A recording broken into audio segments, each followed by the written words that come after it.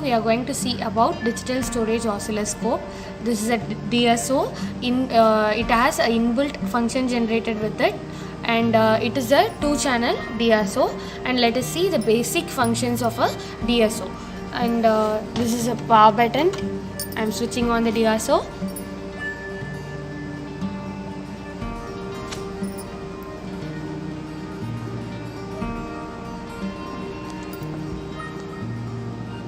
So first, now we will see about the tools.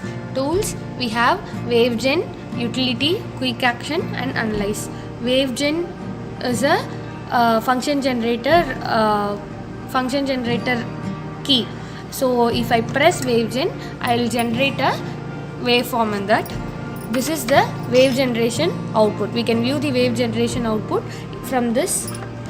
For viewing the waveform, I am connecting the probe in the gen out, and in channel 1 I am connecting another probe. I am connecting the positive and negative of this probe.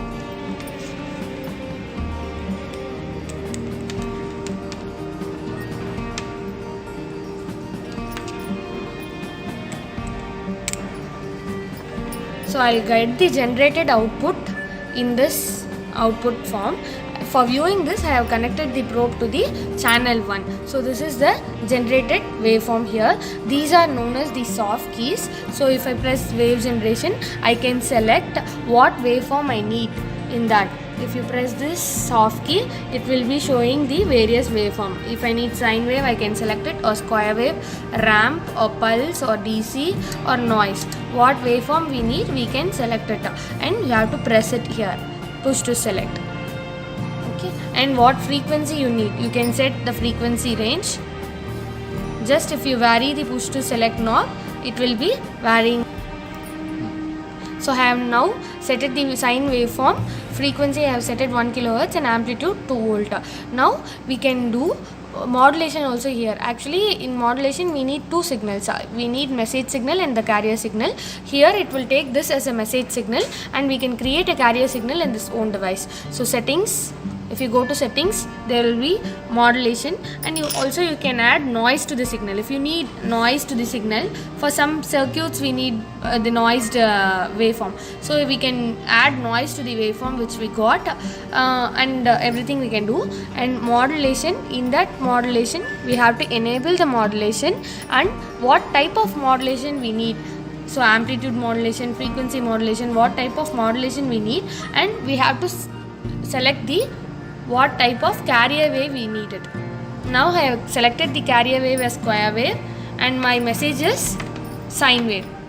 So now AM modulation is taking place.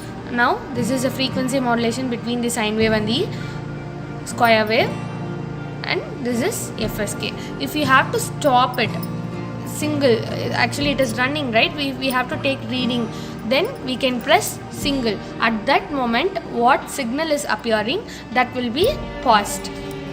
So we can take readings, and again if you press run, again it will start taking reading. Okay, and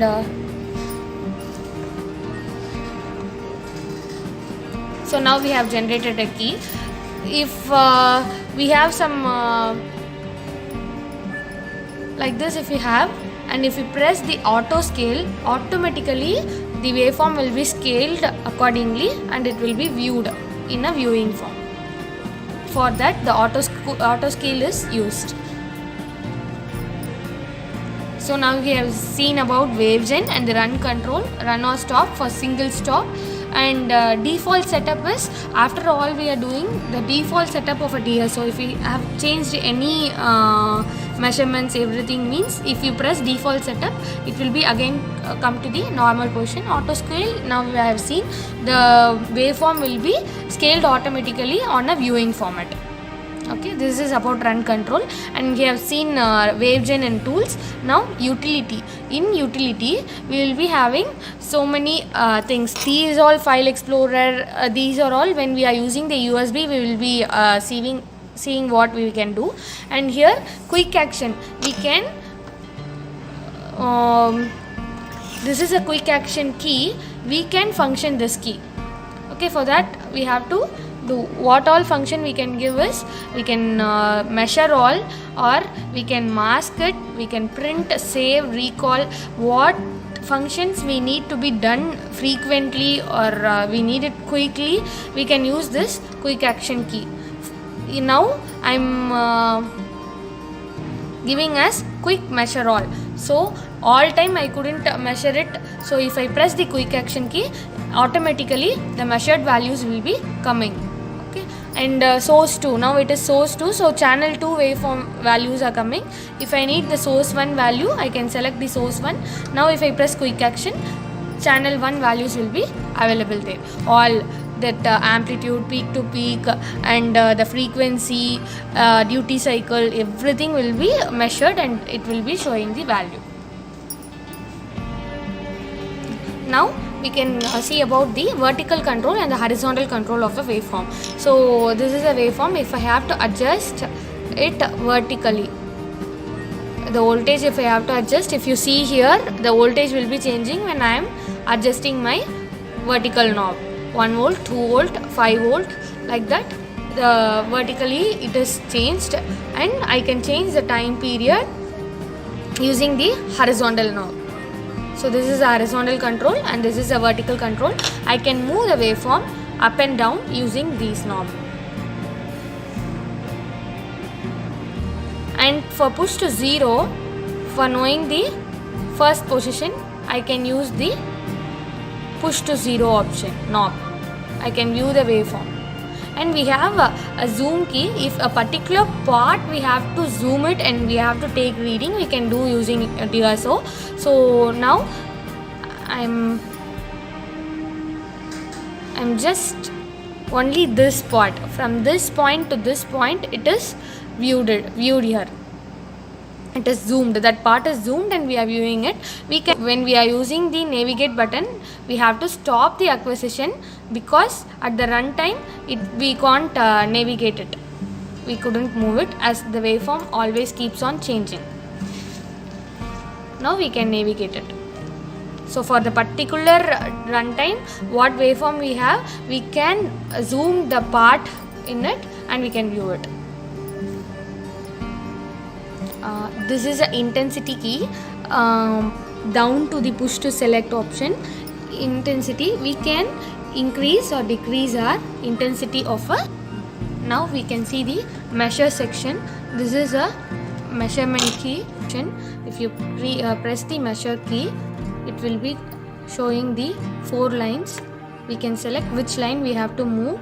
If we have to know the amplitude, we can move the Y1 and Y2 line. This is Y1, I am setting it into the bottom of a waveform, and Y2 in the top of a waveform. Now we can, the difference between the Y1 and Y2 is our voltage. So here it is 5 volt. Okay, so now we can measure the time seconds using this. I have to move the x1 line. So for when to start, where to start, I can keep the x1 line, and where to end, I can keep the, this is x1, x2 line.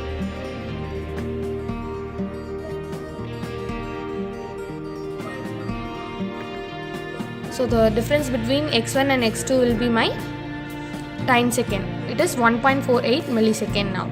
So using this measure, we can measure it, or we need it, you can use the utility key for quick action. So if you have to move the 2 lines together, Y1 and Y2, you can use this Y1 Y2 link, and like that X1 X2 link.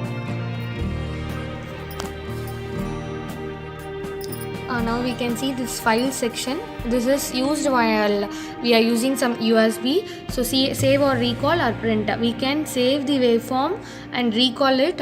We can save in the DSO itself, but some formats, some basic formats only we can save in the save or recall in the DSO memory. And if you need print, we can use a printer by connecting it. So if you go to save, you can press the save key, what format we have to select, and where we have to save it, and the file name we can give it. We can give the file name like this. If you can label the waveform also, if you press the label, channel 1, I can label this waveform. In channel 1, I can use what letter I need. So I am naming it as ANI. A N